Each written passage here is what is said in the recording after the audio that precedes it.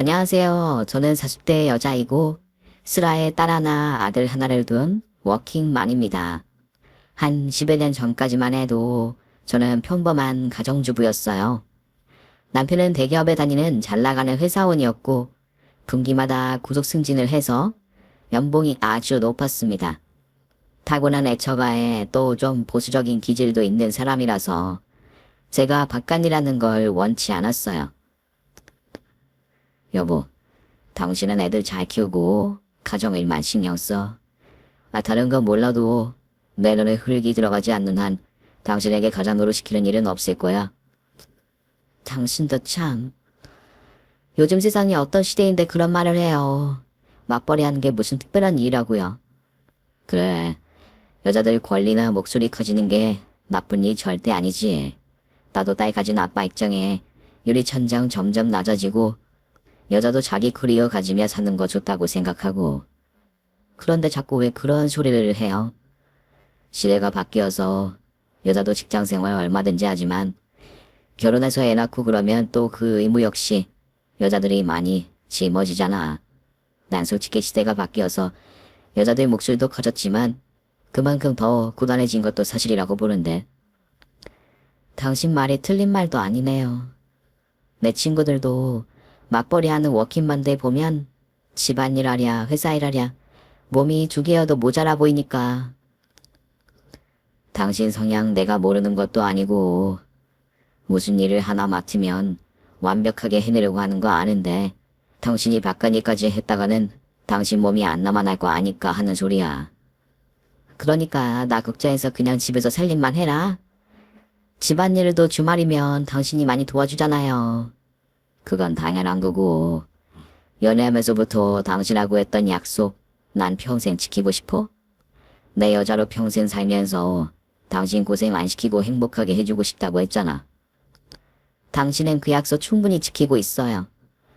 그러니까 애들 교육비니 뭐니 그런 얘기하면서 뭐 장사라도 해볼까 그런 얘기 그만하라고. 말대로 계속 승진 잘하면 임원 딸 거고 그럼 우리 은서, 은우 교육비 정도는 걱정 없으니까. 알았어요. 당신이 하란 대로 할게요. 남편은 보수적인 면이 있으면서도 그 바탕에 애처가 면모가 깔려있는 사람이라 제가 바깥이라는 걸 반대하는 것도 저는 불만을 가지지 않았습니다.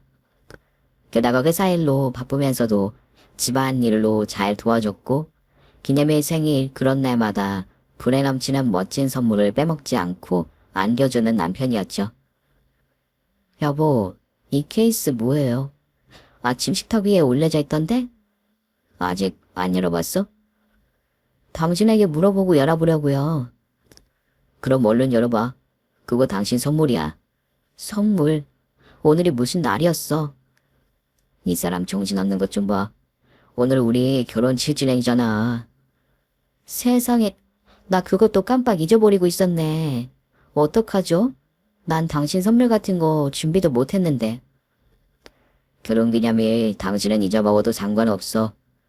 그런 게 어딨어요. 챙길 거면 부부가 같이 챙겨야지. 난 자꾸 이런 기념일 같은 거 까먹으니까 당신도 굳이 안 챙겨도 된다고 했잖아. 결혼기념일은 평생 내가 챙길 거야. 연애할 때도 싫다는 당신, 귀찮게 내가 쫓아다니면서 결혼했는데 기념일은 내가 챙기는 게 도의에도 맞는 일이거든. 참나, 말이나 못하면. 얼른 케이스나 열어봐. 나 이번에 아주 큰 맘 먹고 준비한 선물이니까. 어머나, 이거 다이아 반지잖아. 아니, 당신 미쳤어요. 이게 돈이 얼만데 가져가서 당장 환불해요. 또 재미없는 소리 한다. 우리 결혼할 때 내가 기만 안 잡혀서 당신한테 제대로 된 예물 하나 못 해줘서 내가 미안해서 그래. 당신한테 이런 좋은 반지 하나 꼭 선물해주고 싶었어. 얼른 껴봐. 아니다. 내가 껴줄게. 그러면서 마치 프로포즈를 재현이라도 하는 것처럼 바닥에 무릎을 꿇고 제 손에 다이아 반지를 끼워주는 남편이었습니다. 아빠가 엄마한테 반지 끼워 주신다. 아빠, 오늘 무슨 날이에요? 오늘이 엄마 아빠가 예전에 결혼식 올린 날. 결혼 기념일이야. 엄마랑 아빠랑 오늘 또 결혼하시는 거예요? 엄마, 아빠, 결혼 축하드립니다. 아빠가 엄마한테 그러니까 아빠는 왕자님이고 엄마는 꼭 공주님 같아요. 아이들도 덩달아 신나하면서 박수를 쳐주고 저는 제 분수에 넘치는 다이아 반지를 받아서 너무 놀라고 감동하고 그날의 결혼기념일 이벤트가 여전히 기억에 생생한 저입니다. 남편이 잘 나가는 회사원이고 연봉이 높았지만 그런 비싼 다이아 반지를 아무렇지 않게 살 정도는 아니었는데 저를 위해 거금을 썼다는 걸 알 수 있었죠. 1년에 한두 번 꼭 그렇게 비싼 선물이 아니어도 저를 위한 감동적인 이벤트를 꼭 하는 남편이었습니다. 재수가, 그러니까 이 다이아 반지가 처서방이 해준 반지라는 거냐? 네, 엄마. 결혼 기념일이라고 아침 식탁 위에 올려놨더라고요. 암튼 우리 딸내미가 남편복 하나는 타고났네. 너 잘 나간다는 직장 때려치우고 시집 간다 했을 때 걱정했는데 이렇게 사랑받으며 잘 살 줄 알았으면 그때 더 박수로도 쳐줄 걸 그랬다. 애들 아빠 좋은 남자라고 제가 확신 있어서 시집 가는 거라 그랬잖아요, 엄마. 세상 사람들 다 그런 확신으로 결혼하지만 결국 살아보면 그게 아니라서 갈라서는 집들이 어디 한둘이니. 처서방은 정말이지 너에게 애처가 노릇하는 거 보면 내가 흡족하고 고맙기 짝이 없다. 참 엄마, 이거 처서방이 엄마 갖다 드리래요. 이게 뭔 봉투니. 다음 주가 어버이날이잖아요. 그 사람이 용돈 좀 넣은 모양이에요. 세상에 무슨 돈을 이리 많이 넣었어? 마누라가 예쁘면 처갓집 말뚝에 절을 한다더니만 우리 처서방이 딱 그 짝이다. 서희가 엄마 맘에 들어요. 그걸 말이라고 하니. 너란 처서방 보면 금슬이 너무 이별나서 걱정이다. 별걸 다 걱정하세요, 엄마는. 서방각시 금슬이 너무 이별나도 삼신할미나 천지신명이 꼭 질투를 한다잖아. 엄마도 참 삼신할미 질투는 벗어난 것 같은데요. 은서 은우 제가 숨풍숨풍 나와서 잘 기르는 거 보면 그런 소리 너무 쉽게 말어라. 엄마는 혹시라도 하는 마음에 늘 너희 부부 무탈하게 잘 살게 해달라고 기도하는 게 일이니까. 엄마 정성 덕분에라도 저랑 그 사람 100년 해로 할 거예요. 걱정 마세요, 엄마. 친정 엄마는 때때로 저와 남편의 각별한 금수를 얘기하면서 그런 노파심을 내비치실 때가 종종 있었습니다. 부부 금술이 너무 극별하면 천지신명이 때로 질투를 한다나요? 그때만 해도 저는 친정엄마의 그런 말을 한 귀로 듣고 한 귀로 흘렸습니다. 나이든 어르신의 쓸데없는 걱정 혹은 말도 안 되는 미신이라 치부했던 거죠. 그런데요, 엄마의 그런 노파심이 현실화되는 일이 벌어지고야 말았습니다. 아픈데 하나 없고 건강하던 저희 남편이었고 또 자기관리도 철저해서 일주일에 3번 이상은 꼭 운동을 빠뜨리지 않는 남편이었는데 어느 날 갑자기 대장암 선고를 받은 겁니다. 여보, 이번에 회사에서 받은 건강검진 결과가 좀 안 좋게 나왔어. 뭐라고요? 어디 이상이라도 있대요? 다른 대학병원 가서 한 번 더 검진 받아보지 뭐. 아니, 건강검진 결과가 어떻게 나왔길래 그래요? 나 대장암인 것 같아. 대장암? 말도 안 돼요. 당신처럼 건강한 사람이... 여보, 이럴 게 아니라 그쪽으로 유명한 병원 수소문 해서 다시 재검받아봐요. 네? 그래. 일단 그렇게 해보자. 저는 정신없이 대장암 권위자가 교수로 있다는 대학병원을 수소문해서 당장 병원 예약을 했습니다. 그런 명의들은 보통 예약하라고 하면 대기가 엄청났는데 저는 하루에 100통 넘게 전화를 해서 가끔 발생하는 환자들의 캔슬 예약을 노렸습니다. 지성이면 감천이라던가요. 저는 기적적으로 대장암 명이라는 교수의 예약을 잡을 수 있었고 당장 남편을 데리고 재검을 받으러 갔습니다. 대장암 3기입니다. 이미 다른 장기들로 전이가 시작되어서 예후를 좋게 말씀드리기는 어려울 것 같군요. 의사의 청천벽력 같은 선고 앞에서도 저는 희망을 잃지 않고 열심히 남편 간호에만 매달렸습니다. 삼시세끼 암 환자들을 위한 식단을 손수 차려서 남편을 해먹이고 유기농 과일 하나를 먹여도 10번 넘게 물에 깨끗하게 씻은 것만 먹였어요.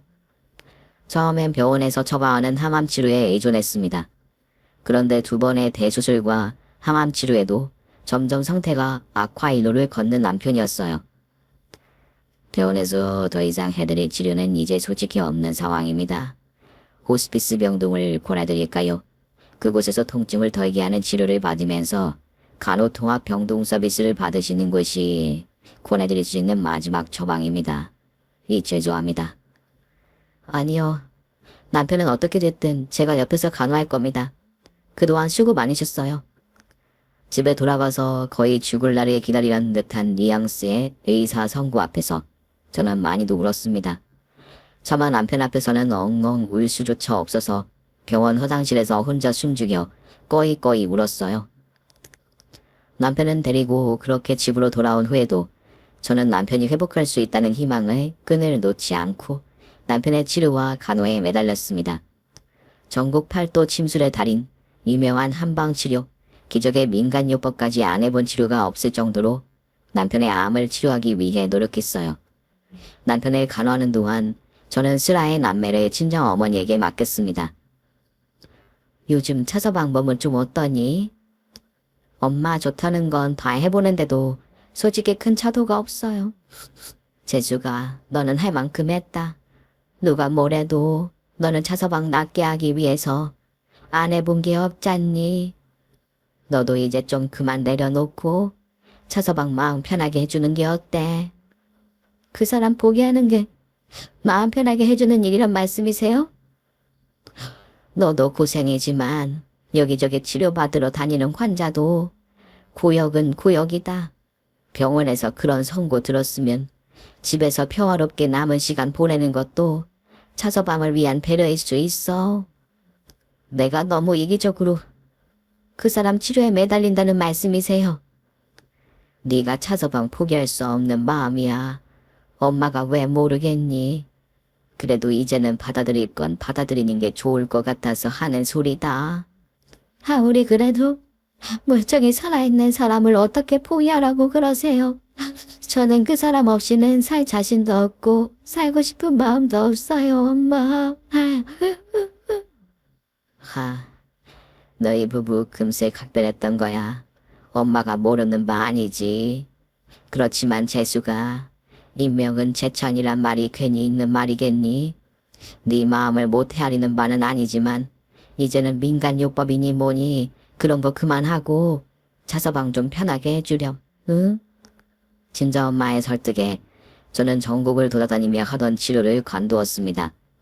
남편에게 의사를 물어보았더니 여보, 나 이제는 치료 같은 건 좀 그만했으면 좋겠다. 당신 많이 힘들었구나. 솔직히 말하자면 좀 그랬어. 난 얼마 남지 않은 시간 차라리 당신과 손잡고 시장 데이트도 하고 맛있는 것도 먹으러 다니고 그러고 싶다. 그러면 진작 말을 하지 그랬어요. 왜 바보처럼 나 하자는 대로 다 끌려다녀요. 몸도 힘든 사람이.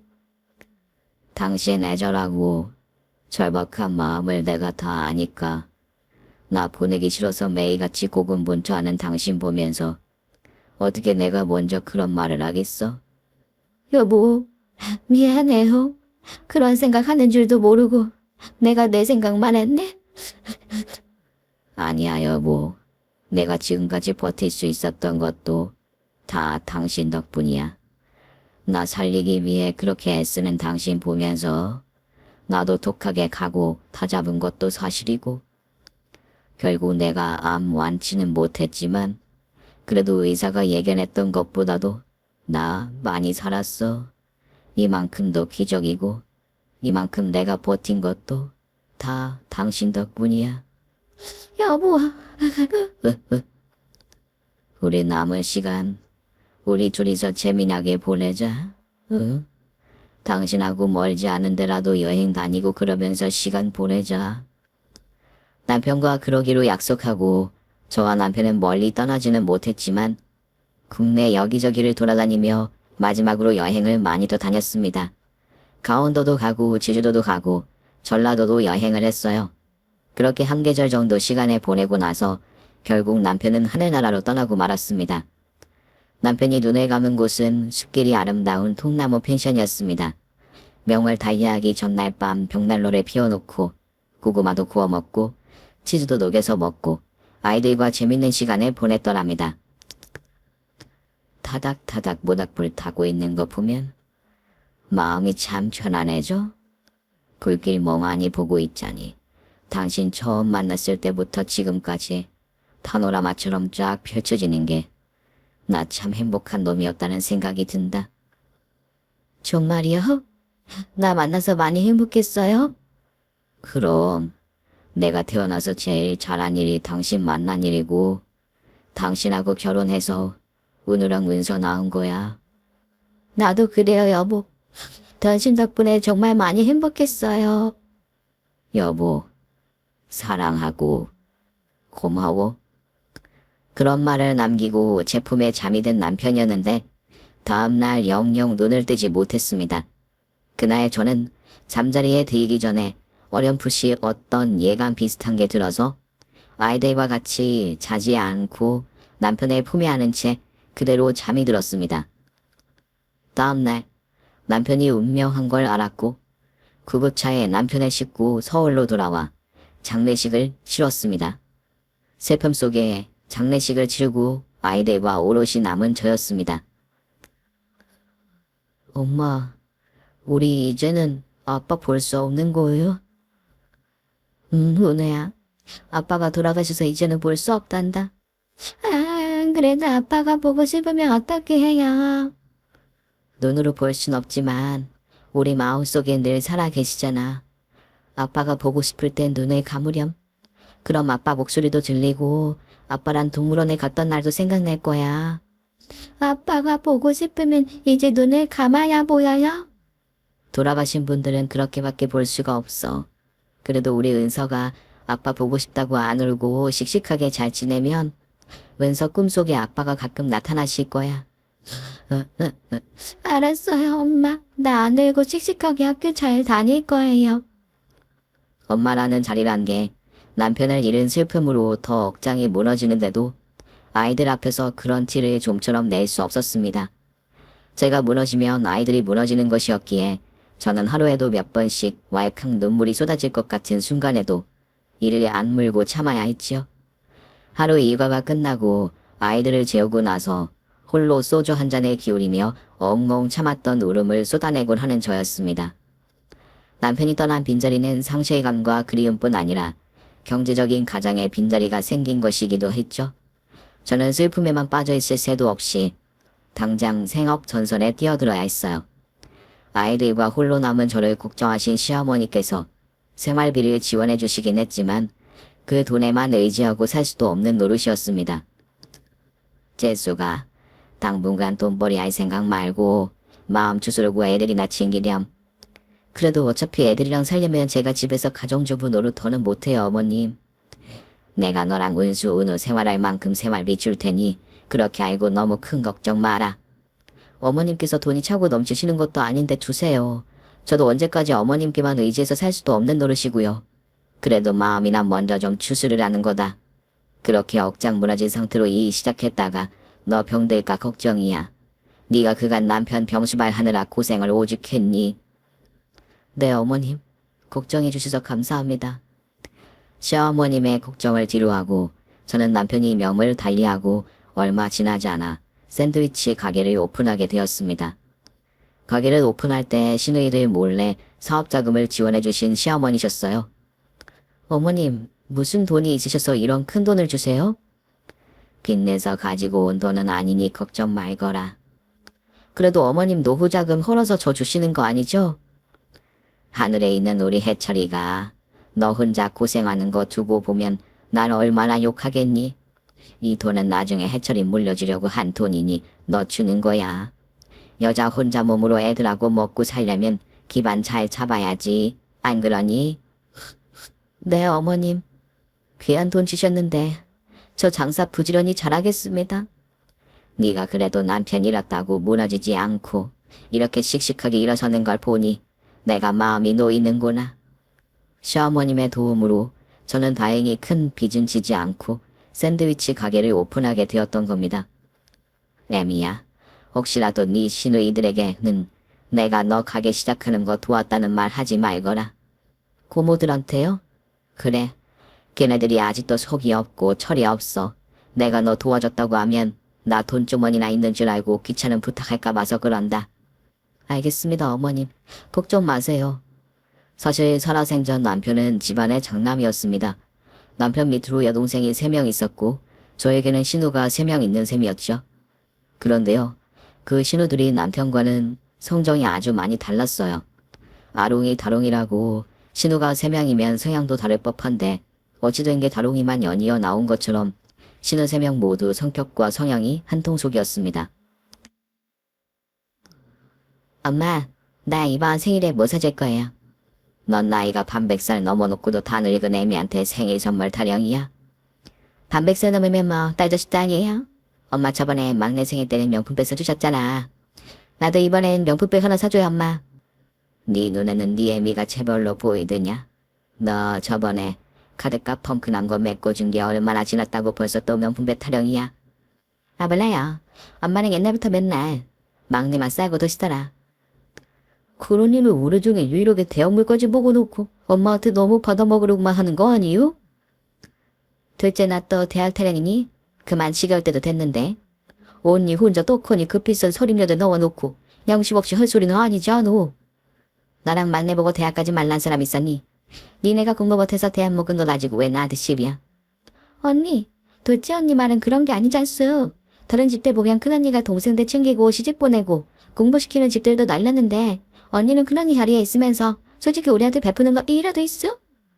내 머리 그 머리다. 큰오빠랑 싸우러 지만 대학 가놓고도 너랑 나한테 입 싹 쓰이기나 했지. 니네는 대학 안 간 만큼 시집갈 때 엄마한테 다 챙겨갔잖아. 결혼식도 비싼 호텔에서 하고. 나만 시집갈 때 돈 안 드는 교회당서 했구만. 뭔 소리니? 언니, 입은 삐뚤어져도 말은 바로 합시다. 형부네 시댁이 죄다 집사며 또 거기 아주버님 자리가 목사라. 언니가 교회에서 결혼했지 더 생각해서 성당서 결혼한 거 아니잖소. 내 머리 그 머리도. 그러면서 분기별로 카드값 엄마한테 타가는 거 너무 양심 없다니까요. 너랑 막내는 카드값 펑크 안 나봤어. 니네는 카드값 펑크 나기 전에 엄마한테 넙죽넙죽 쌈짓돈 받아가잖아. 나도 얌생이처럼 그렇게 처신했음. 카드값 펑크 같은 거 날 일이 없었다.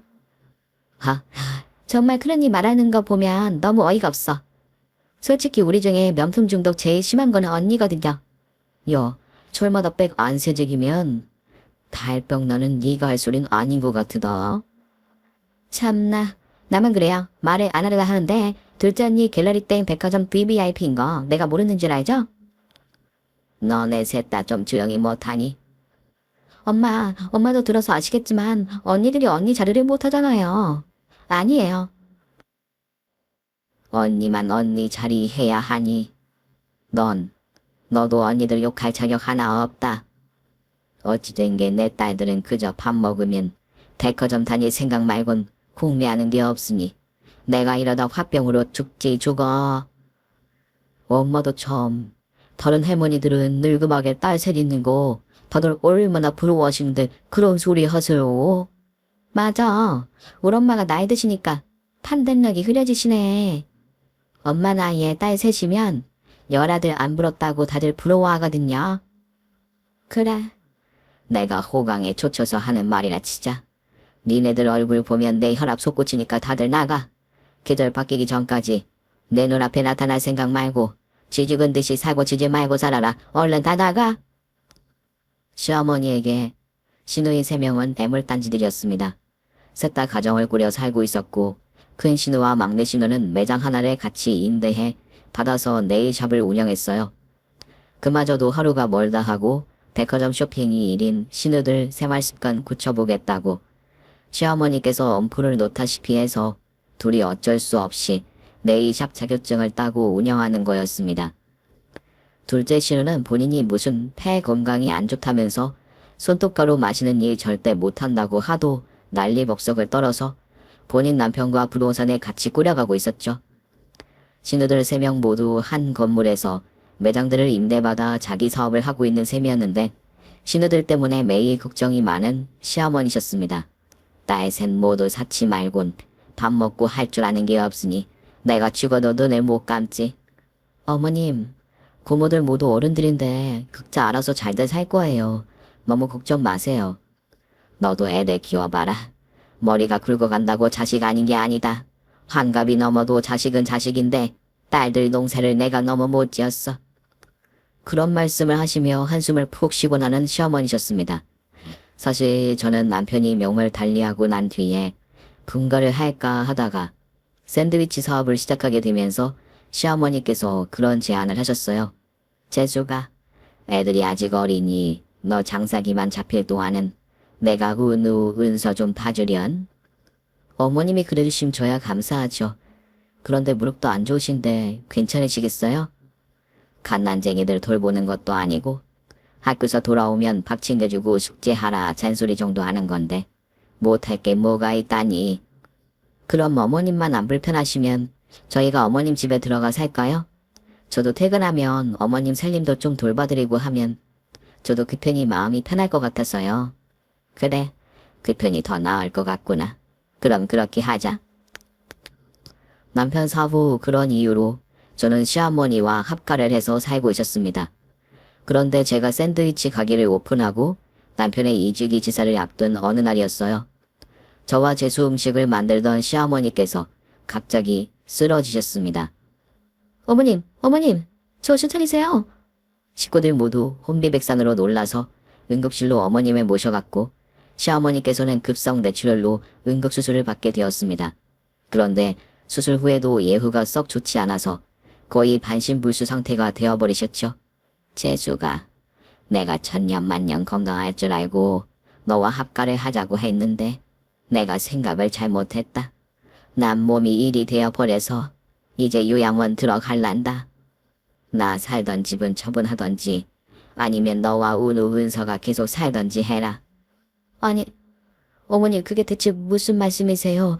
어머님 몸도 불편하게 되었는데 제가 옆에서 돌봐드려야죠. 네가 예전처럼 집안일하는 가정주부도 아니고 어찌 나를 돌보겠니? 어머니, 제가 샌드위치 가게는 생업으로 하는 거니까 관둘 수 없지만 종이라는 건 아니잖아요. 어머님 편찮으신 동안은 아르바이트생도 쓰고 또 제가 정 힘들면 간병인도 두고 하면서 어머님 돌보면 돼요. 네가 한 몇 년에 네 남편 간병하는 데에도 그리 애를 썼는데 내 간병까지 어찌 시키니? 아무리 내가 시어머니라지만 양심 없이 그러진 못하겠구나. 그리고 아들 죽은 마당에 내가 네 시엄이라고 그런 대우받는 것도 어불성설이고 말이야. 그렇게 말씀하시면 제가 서운합니다, 어머님. 애들 아빠 명 달랬다고 어떻게 어머님이 어머님 아니신가요?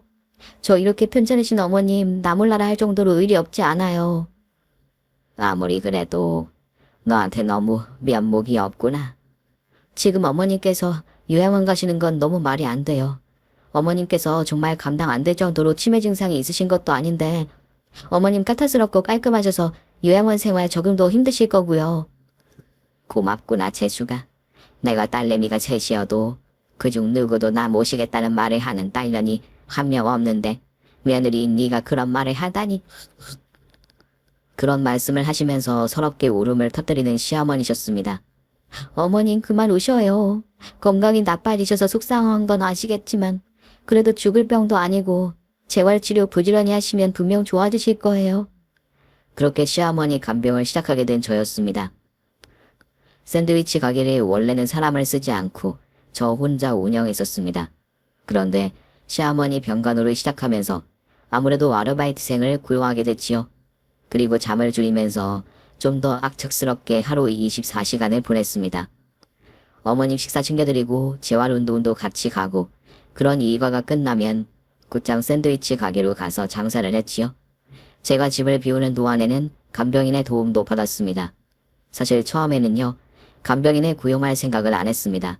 신우가 3명이나 되었기에 그들이 아무리 철딱선이 없는 딸들이어도 시어머니 건강이 저러한데 돌아가며 도움을 줄 거라 생각했었죠. 어머님께서 거동이 불편하시고 매일 재활운동을 해야 하는데 고모들께서 돌아가며 좀 도와주셨으면 좋겠어요. 옳게. 나 골다공증으로 퇴행성 관절에 맞는 거 몰라? 네? 내가 내 몸 하나 건사 못하는 마당에 어떻게 엄마 병간호를 해? 새언니 저도 엄마 병가로 도와드린다는 약속은 못하겠어요. 우리 집 큰애가 올해 고3이라 짬을 내기가 아예 불가능하네요. 지금 둘만 핑계대면서 쏙 빠져나가는 거야? 언니, 전 알다시피 올해 공인중개사 시험 공부하잖아요. 애들 아빠가 나도 빨리 따라고 하도 성화라. 계속 미루다 시험 공부 중인데 나이 먹어 공부하려니 그것도 만만치 않게 스트레스가 크네요. 그럼 저는 할 일이 없어서 어머님이 간병하나요? 그건 아닌데요. 시간이라는 거야 다들 없지. 쪼개서 써야죠. 필요할 때는요. 올케는 모든 영혼을 그렇게 자기 주관대로 판단하는 경향이 있더라. 올케처럼 몸이 두 개인 사람처럼 하이브리드가 되는 사람이 있고 아닌 사람이 있는 거지 안 그래? 그건 언니 머리 맞네요. 맞아요 세연이. 언니들이랑 저는 원체 어려서부터 엄마가 곱게 키우셔서 다들 온실의 화초들이에요. 힘들게 두 가지 걱실걱실하게 해내고 그런 거 우린 못하니까 어머님 간병은 새언니가 좀 알아서 해줘요. 우리가 뭐 그렇다고 아픈 엄마 병단을 올케한테 맡겨놓고 입 싹 쐬겠다 그런 건 아니야. 간병이 쓴다 생각하고 십시일반 다달이 성의 보낼 테니까 그리 알아. 근시로는 말은 그렇게 호언정답하더군요. 그런데 신우들 말 맞다나 간병이 쓴답시고 다달이 돈이라도 보태주면 덜 미웠을 텐데 한두 번 생활비 조로 돈을 좀 보태더니 그마저도 한두 달 하고 싹 입을 쓸어버리는 신우들이었습니다. 쇼핑하느라 바빠서 돈을 아무리 많이 벌어봐야 늘 다달이 밑빠진 독에 물붓기 생활을 하는 신우들이라는 걸 알았기에 저는 뭐라고 더 대거리하거나 따지지 않고 무시하고 생활했어요. 샌드위치 가게 운영하랴, 애들 돌보랴, 아픈 시어머니 간병하랴, 몸이 세 개라도 모자를 지경에 저였습니다. 아니 너네 신우들은 대체 양심을 밥에 말아 먹었다니. 그러게요. 너무 혈압 올리지 마세요. 저희 시어머니도 내놓은 자식들 취급하는 딸들이니까. 재수가 네가 아무리 차서방과 금슬이 좋아 그 의리 지킨다고 그러고 있다지만 차서방 명 달리한 지 벌써 몇 년째인데 네가 시어머니 병수발까지 하고 앉았어. 그럼 아픈 시어머니를 내다 버려요? 네 신우들한테 맡기면 지들이 뭐 어쩌겠니? 엄마 신우들은 당장 시어머니 요양원 맡길 거예요. 그런데 우리 시어머니는 누구보다 요양원은 질색하시는 분이고요. 하루 이틀도 아니고 그런 중노동 같은 삶을 대체 언제까지 계속한다는 거야? 무슨 일이든 끝이 없는 일은 없잖아요. 그리고 시어머니께서 많이 좋아지셨어요. 이제는 거동도 제법 자유로워졌고요. 네가 그렇게 헌신적으로 간호하는데 안 좋아지는 게 이상하지. 재활치료 조금만 더 받으시면 저도 지금만큼 힘들진 않을 거니까 너무 걱정 마세요 엄마. 시어머니께서는 뇌졸중 후유증을 그렇게 극복해 나가시는 듯 했습니다. 재활치료를 부지런히 도와드렸고 그 덕분에 수술받은 지 2년 만에 거동이 거의 자유로운 상태로 회복이 되셨죠. 그런데 산 넘어 산이라던가요. 뇌졸중을 극복하신 시어머니께서는 곧이어 또 복마감 선고를 받으셨습니다. 고통스러운 주병 생활이 시작됐고 위독해지셨을 즈음에는 대소변을 받아내야 하는 지경에 이르렀지요. 재수가 너에게 정말이지 면목이 하나도 없구나. 어머님, 지금 가장 힘든 사람은 어머님이신데 그런 말씀 마시래도요. 남편 사별하고 너처럼 시어머니를 지극정성 봉양하는 며느리는 아마 세상 천지에 없을 것이다. 남편이 세상에 없다고 모든 인연이 끊어지는 건 아니죠. 여전히 어머님께서는 우리 은우 은서 친할머니신데요. 꽃다운 나이에 우리 집에 시집와서 고생만 하는구나. 그래서 말인데 내일 오후쯤 박 변호사란 사람이 찾아올 거다. 그게 갑자기 무슨 말씀이세요? 아무래도 내가 갈 날이 얼마 남지 않았지 싶다. 누가 뭐래도 내 몸은 내가 가장 잘 아니까. 떠나기 전에 정리하고 싶은 것이 있어서 그러니 그리 알고 너도 인감 도장이나 준비해둬. 저는 그런 말씀을 하시기에 뭐 중요한 유언장 같은 걸 작성하시나 그렇게 생각했습니다. 다음 날이 되었고 정말로 박 변호사라는 사람이 집에 찾아왔더군요. 소장님께서 이 건물 등기를 매너님께 하시겠다고 하셨습니다. 네, 건물이요. 어머님 이게 다 무슨 말씀이세요? 나에게 말은 안 했다만 내가 사실은 니네 신우들 일하는 5층짜리 건물주다. 뭐라고요? 어머니께서요. 그래. 안 그래도 네 신우들이 쇼핑벽이 심해서 내가 건물주인 거 알면 더 날뛰며 정신 못 차릴 것 같아서 그간 비밀로 해왔던 거야. 알고 보니까요. 시어머니께서는 시아버지께서 돌아가시며 남긴 재산을 바탕으로 나름 부동산 재테크를 잘하셔서 그 5층짜리 건물을 15년 전쯤 매입하셨다고 합니다. 그런데 신우들의 사치와 낭비벽이 걱정되셨던 시어머니께서는 그동안 먼 친척 이모님께 가짜 건물주 행세까지 부탁하면서 본인이 건물주라는 사실을 숨겨오셨던 겁니다. 이거 네 죽은 남편의 배내적 오리다. 사실 이 안에 건물의 등기 부등본을 싸서 보관했었단다. 이 작고 손바닥만한 게 진짜 애들 아빠 배내적 오리인가요? 그래. 안 그래도 그 건물은 네 남편 몫으로 생각하고 있었어. 아들이어서가 아니라 내가 평생 모은 재산을 허투루 쓰지 않고 관리 잘하고 유지할 사람은 네 남편밖에 없다고 생각했으니까. 어머님, 애들 아빠도 세상에 없는 마당에 이걸 저한테 징해해 주신다는 거세요. 너는 은우의 엄마가 아니니.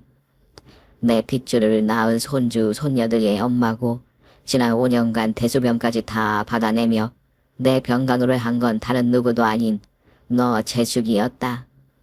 그런 말씀을 하시면서 변호사 참석하에 저에게 남편이 배내저고리에 쌓인 등기부 등본을 증여 계약해 주신 시어머니셨습니다. 이 모든 과정은 신우들은 하나도 모르게 비밀스레 이루어졌지요. 이 건물을 제대로 지켜나가고 관리할 사람 역시 재숙이 너밖에 없다. 부디 내가 세상을 뜨더라도 네 신우들 내쫓지만 말고 성실하게 가게 꾸려가며 밥벌이 하도록 단도리만 좀 부탁하마. 어머님, 걱정 마세요. 그런데 왜 자꾸 속상하게 그런 말씀을 하세요?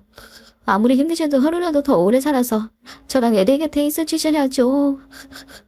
난 니만 하면 살 만큼 살았느니라. 사실 네 남편 명 달리하면서 나는 이미 한 번 죽은 목숨이기도 했다. 부모는 죽으면 무덤에 묻고 자식은 죽으면 마음에 묻는다더니 내가 딱 그랬어. 난 이제 네 남편 곁으로 가서 이만 편히 쉴란다. 어머님. 부디 오늘의 일은 내 장례식이 끝날 때까지 비밀에 붙이렴. 네 남편 배내적 우리도 그때까진 절대 보여주지 말고 네 신우들 사실을 알고 난리치는 꼬락서니 내 생전에는 보고 싶지 않아서 그런다. 그런 신신당부를 하시는 시어머니셨습니다. 저는 시어머니가 마음 편하도록 그렇게 하겠다고 말씀드렸고 약속을 지켜드렸습니다. 시어머니께서는 그런 증여 계약을 체결하시고 정확히 열흘 후에 임종하셨어요. 저와 아이들 모두 시어머니를 붙잡고 오열했고 슬픔과 한망함 속에 장례식이 치러졌습니다. 옳게 그간 고생 많았어. 그러게요. 감독이 보통 일이 아닌데. 그런데 엄마가 8억 유산을 우리 셋 나눠 가지라고 하고 언니들은 아무 유산 안 남긴 거 진짜 사실이에요. 나도 그게 당치 이해가 안 간다니까. 우리 엄마 딸보다 더 금지옥에 파던 며느리한테 1원 한 푼 안 남겨주셨다는 게 말이 되냐고. 엄마 정리해. 저도 아예 안 받은 건 아니에요. 은서 은우 아빠 배내쪽으로 받았는걸요. 저는 그런 말을 하는 시누이들이 얄미워서 불어 배내쪽으로 말에 꺼냈습니다. 장례식이 끝났고 시어머님의 유품 정리를 하던 상황이었기에 이제는 말을 해도 되겠구나 싶기도 했지요. 어머, 그래요. 진짜 오빠 배내쪽으리를 받았단 거예요. 옳기는 좋겠다. 그래도 추억거리 생겨서. 그런 말을 하며 기득거리면서 이기죽거리는 신우들이었습니다. 저 혼자 추억으로 간직하기 아까운 물건인데 같이들 보시겠어요? 전 그런 말을 하면서 장롱 속에 숨겨뒀던 배내쪽우리를 꺼내서 들고 온 뒤 신우들 앞에 펴 보였습니다. 근데 배내쪽우리 안에 웬 문서야? 그러게 어느 웬 문서가 쏘니? 신우들은 갑자기 눈을 동그랗게 뜨더니 등기부 등본을 그제서야 펴보더군요. 등기부 등본의 실체를 알고 기함에서 뒤로 나자빠지려고 하는 신우들이었습니다. 언니들, 이거 우리가 네일숍하고 둘째 언니 부동산 하나 5층 건물 등기부 등본이야. 그런데 소유주가 큰 새언니로 되어 있어. 아니, 이게 뭔 말이야? 아니, 올케 이거 다 어떻게 된 일이야? 설마 엄마가 돌아가시면서 이 건물을 새언니 줬다는 거예요, 지금? 네.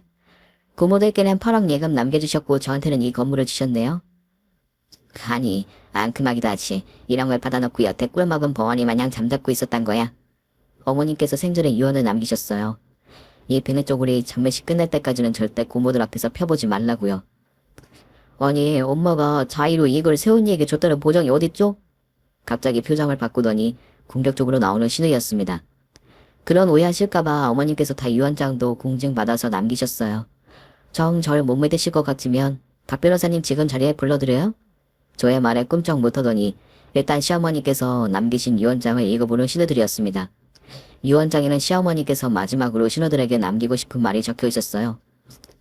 큰애 둘째 막내야 잘 들어라. 엄마에게는 5층짜리 건물이 있었다. 그 건물은 내 아버지 사후에 내가 아버지에게 상속받은 유산의 바탕으로 한 푼 두 푼 아껴서 힘들게 장만한 건물이다. 그 건물은 원래는 네 오빠에게 남겨서 관리도 하고 너희들에게 신경도 쓰라고 부탁해서 물려줄 의향이었다. 그런데 그간 너희들의 행실을 보면 그 건물을 물려줬다간 하루아침에 말아먹을 게 뻔했기에 너희들은 그 건물을 상속받을 자격을 애초에 상실했다. 게다가 지난 5년 뇌출혈의 암투병까지 대소변 받아내가며 내 병간호를 한 건 너희들이 아니라 네 새언니였어. 며느리가 딸들 노릇 다 했기에 이제 그 건물을 가질 만한 자격은 네 새언니에게 있다. 성정으로도 악착같고 성실해서 그 건물을 잘 유지해 나가고 지켜나갈 사람이라는 믿음이 확고하다. 남은 여생 네 큰새언니 말에 잘 복종하고 허튼 짓 안 하고 살면 그 건물에서 너희를 쫓아내진 않겠다고 나와 약조했으니 너희들은 부디 앞으로 큰새언니 말 잘 듣고 사치 그만하고 성실하게 살도록 해라. 어밀은 이만 펜을 놓으련다. 잔소리만 늘어놓는 애미라 미안했다. 너희들 잘되라고 하는 잔소리였으니 너희들도 어미 맘을 알아주었으면 좋겠구나. 서로 부족했으나 사랑하는 내 딸들이었으면은 변함이 없다. 다투지 말고 의좋게 잘들 살아라. 그런 말로 유언장을 마무리한 시어머니셨습니다. 유언장을 다 읽은 신우들은 갑자기 오열을 터뜨리더니 한참 동안 시어머니를 부르면서 묵 놓아 울더군요. 왜 그런 말이 있지요? 불효자식이 장례식장에서 더 서럽게 운다고요. 진짜 효자는 살아생전 부모님께 여한 없이 할 도리를 다하기에 되려 장례식에서 덜 운다는 옛말인데 저는 신우들이 뒤늦게 시어머님을 찾으면서 대성통곡을 하는 걸 보고 그런 생각이 들 수밖에 없었습니다. 시어머니께서 투병하시는 동안 정말 주말에 한 번이라도 시어머니를 케어하러 오지 않던 신우들이었거든요. 어찌됐건 유언장을 읽은 신우들은 모두 태도가 돌변했습니다. 갑자기 대우각성을 해서였는지 아니면 제가 건물주가 되었다는 걸 알아버려서였는지 갑자기 제 앞에 무릎을 꿇는 신우들이었어요. 왜 이렇게 그간 우리가 너무 무심했어. 어머니 병난하는 동안 우리가 좀 도왔어야 했는데 미안해. 원이가 고생 많이 하셨다는 거 저희도 사실 다 알아요. 마음은 그게 아닌데 저희가 워낙 모자라서 행동이 그따위였던 거니 너그럽게 용서해 주세요. 아니, 저라도 엄마 간병도 돕고 그랬어야 했는데 미안해요. 언니도 샌드위치 가게 운영을 해 애들 키우랴 정신없는 사람인 거 뻔히 알면서 진짜 죄송했어요. 저한테보다 어머님께 죄송하셔야죠. 투병하시는 내내 고모들 보고 싶다는 말씀 얼마나 많이 하셨는데요. 엄마 미안해요. 엄마. 우리가 죽일 년들이에요. 엄마. 다음 생에는 우리 같이 부려막심한 딸들 만나지 말고 올케같이 착하고 살가운 딸 만나 효도 실컷 받으세요. 새언니, 저희 앞으로라도 엄마 유지 잘 받들게요. 새언니 말도 잘 듣고 백화점도 안 가고 성실하게 열심히 살게요. 그럼 제 부탁들 다 들어주실 건가요? 올게 무슨 부탁이야 말만 해. 건물 청소하는 사람을 구하려고 했는데 굳이 그런 곳에 돈 쓰느니 고모들께서 돌아가며 하시는 게 어떨까 하고요. 건물 청소? 네, 고모들만 하라는 건 아니고 저도 할 거예요. 한 달이 사주니까 우리 넷이서 한 주씩 돌아가면 딱이겠네요. 어떠세요? 설마 싫으세요? 싫기는 그게 무슨 말이야 올케. 올케가 하라면 건물 청소가 대시야? 화장실 청소라도 해야지 안 그러니? 그럼요. 건물 청소 그것도 남한테 맡기면 한 달에 몇백 줘야 하는데 우리가 좀 부지런하면 그 돈 굳는 거잖아. 안 그래? 그럼요. 건물 청소 해주시면 월세 저도 안 올려요. 그럼 모두 오케이 하시는 거죠?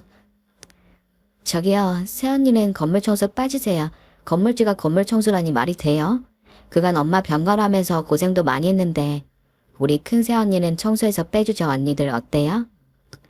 그래, 막내 네가 생각이 깊구나. 나도 찬성. 그 언니도 찬성이죠? 그래 뭐 너희들 말이 맞는 것 같다 나도. 어쩔 수 없이 뭐 씹은 얼굴로 수락하는 근신의 얼굴을 보자니 참 웃음이 터질 뻔한 걸 겨우 참았습니다.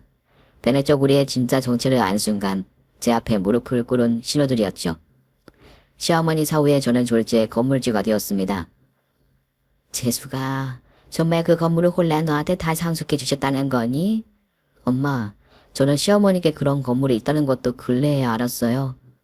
널 그렇게 생각하시는 줄도 모르고 엄마는 사도 너를 원망 많이 했는데 되레 좀 죄송한 생각이 드는구나. 엄마, 제 팔자에 건물주 같은 거는 없을 줄 알았는데 아직 실감이 안 나네요. 그래도 얼마나 다행이니. 네가 남편 잃었지 시어머니까지 돌아가셔서 사실 엄마가 걱정이 얼마나 많았는데. 은서 오늘 교육비도 그렇고 이제 생활하는데 아무 걱정 없으니까 엄마도 근심일랑 내려놓으세요. 듣던 중 반가운 소리구나. 남편도 없이 혼자 애들 키우며 사는데 돈 걱정이라도 없어야지.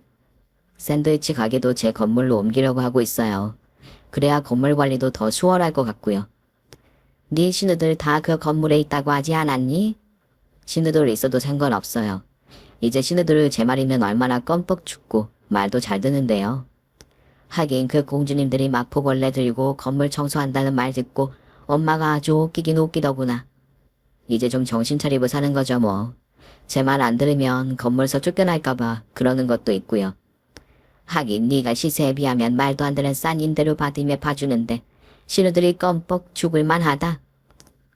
샌드위치 가게를 시어머니께서 상속해 주신 건물로 옮긴 후에 장사는 이상하게 더욱 잘 되었답니다. 가게 이전을 하고 1년도 안 되어서 저는 분점을 3개나 넘게 오픈하게 되었습니다. 아무래도 시어머니께서 주신 건물이 아주 터가 좋다는 생각이 들어요. 매출도 다달이 구공행진 중이라 최근에는 의미 있는 사업도 하나 시작했습니다. 저처럼 남편 없이 홀로 아이들을 키우며 힘들게 살아가는 싱글맘들을 위한 기부 사업을 시작했어요. 형편이 어려운 싱글맘들에게 다달이 일정 금액을 후원하는 사업 계약을 체결했습니다. 하루하루 사업하랴, 애들 키우랴, 정신없는 24시간이지만 그래도 파이팅하며 살아가렵니다. 열심히 일하고 나누는 삶, 그게 시어머니께서 남기신 유지라는 것도 누구보다 잘 아니까요. 훗날 남편과 시어머니를 저 세상에서 만났을 때 떳떳한 얼굴로 고생했다, 수고했어란 말을 꼭 듣고 싶습니다. 긴 얘기 들어주셔서 정말 감사합니다. 오늘 준비한 사연은 여기까지입니다. 재미있게 들으셨다면 구독과 좋아요, 알림 설정까지 눌러주세요. 그럼 저는 다음 사연으로 찾아뵐게요. 오늘도 건강하고 행복하세요.